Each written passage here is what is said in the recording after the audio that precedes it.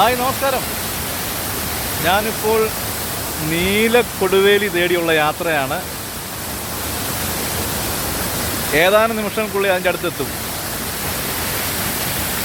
ഓരോ സ്ഥലങ്ങളിങ്ങനെ പിന്നിട്ട് പോവാണ്. നീലക്കൊടുവേലി എന്ന് പറഞ്ഞാൽ എല്ലാവർക്കും വൈദ്യന്മാർക്കറിയാം അതിൻ്റെ പവർ എന്താണെന്ന്.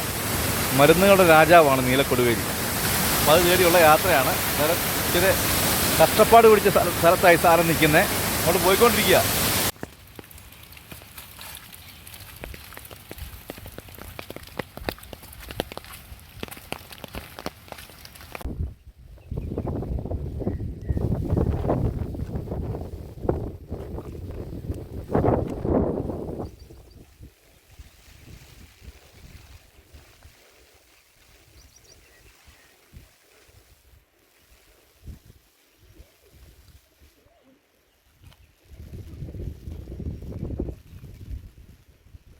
അങ്ങനെ ജീവിതത്തിൽ ആദ്യമായിട്ട് നീലക്കൊടുവേലി ഞാൻ കാണുകയാണ്.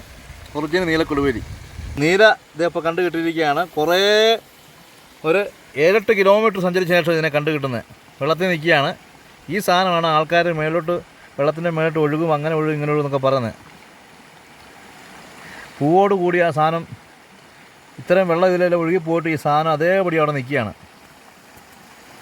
ഇതാണ് നീലക്കൊടുവേലി. ഇത് മരുന്നുകളുടെ രാജാവാണ്. അറിയാവുന്നവർക്കറിയാം.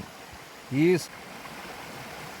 കണ്ടിട്ടില്ലാത്ത ആൾക്കാർക്കെല്ലാം കാണാൻ വേണ്ടി ഇതിപ്പം പറിക്കാൻ പോവാണ്. നീലക്കൊടുവേലി ആദ്യമായിട്ട് എൻ്റെ കൈവശം വരികയാണ്. എൻ്റെ വല്യപ്പൻ്റെ കാലം മുതലേ പറഞ്ഞു കേട്ടിട്ടുള്ളതാണ്. വെള്ളയുണ്ട്, ചുമലയുണ്ട്, നീലയുണ്ട്. സാധാരണ കടകളിലൊക്കെ വെള്ളയാണ് കിട്ടുന്നത്. നല്ല മഴയാണ്. 40 ദിവസം വ്രതമെടുത്തിട്ടാണ് ഞാനിത് ഒന്ന് പറിക്കുന്ന എൻ്റെ കൈ കിട്ടുന്നത്. ഒത്തിരിയേറെ സന്തോഷമുണ്ട്. എൻ്റെ വല്യപ്പനോടും എൻ്റെ വല്യമ്മയോടും എല്ലാം പ്രത്യേകം ഈ നിമിഷം നന്ദിയോടെ ഓർക്കുന്നു. അവർ രണ്ടുപേരും ഈ ലോകത്തില്ല. ഈ നിമിഷം അവരെ രണ്ടുപേരെ ഓർക്കുന്നു. Thank you.